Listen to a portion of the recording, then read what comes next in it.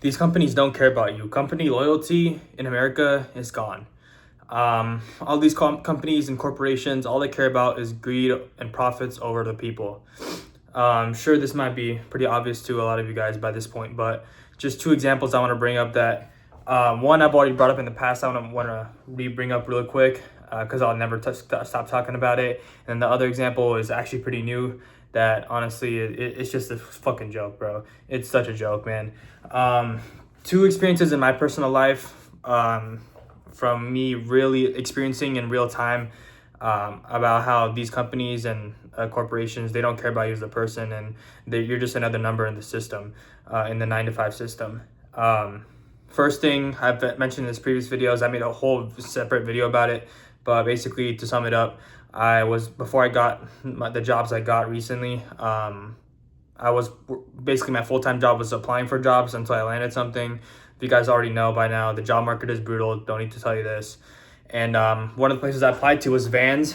I'm sure you know what that company is. Retail, clothing, shoes, stuff like that. And I did a walk-in. I applied online, and then on the same exact day, I did a walk-in in person. And to show my face, put a face to an application. Obviously, the whole point is to give me a better chance of landing the job. So I talked to the manager, and he told me I was basically competing with 500 other applicants. And to this day, I'm still like so baffled, because it's like I already knew that before that experience I had that the job market was brutal. I already knew that beforehand, before I even started job hunting. But it's just like, it's like knowing one thing and experiencing that thing is completely different, like wavelengths. It's like two different realities.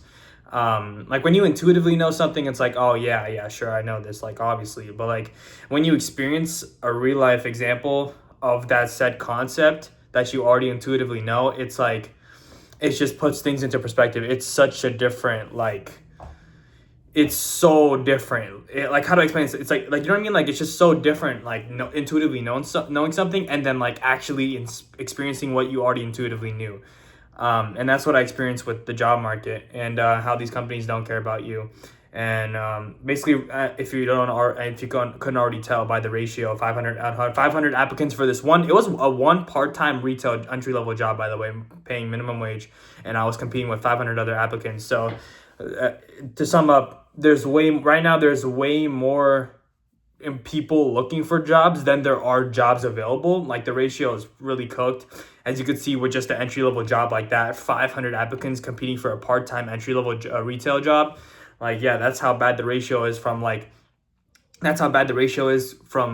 the amount of jobs there are to the amount of people that are looking for jobs. And this is just entry level. Like, imagine like career jobs that require 3 to 5 years experience, like absolutely cooked. And that was the first experience that I want to bring up, that I want to bring up again, that showed me like you're just another number to them.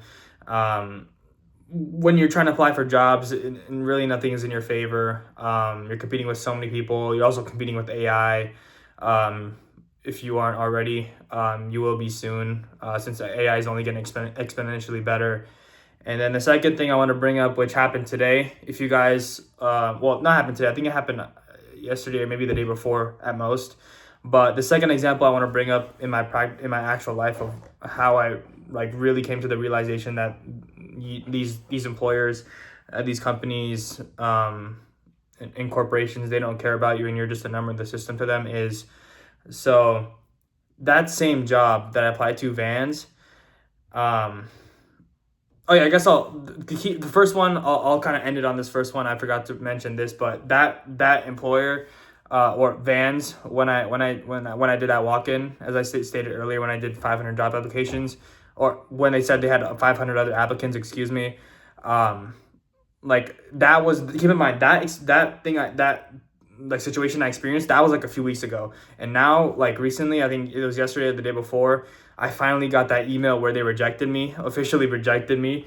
And it was so funny. It was kind of like a full circle experience in that way, because like, it was just super funny because I got that auto rejection email. You know, you get you probably, if you've been applying for jobs at all, you probably know what I'm talking about. That auto rejection email you get from these employers, from these companies that you apply to. It's like, sorry, we just had just that whole like, sorry you got rejected email, you know, and it's all automated, by the way. There's no one on the end of that, that email. It was all automated, typed.